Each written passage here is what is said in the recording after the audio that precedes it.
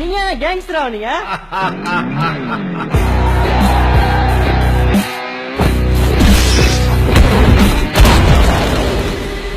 யாரு அந்த கபாலி?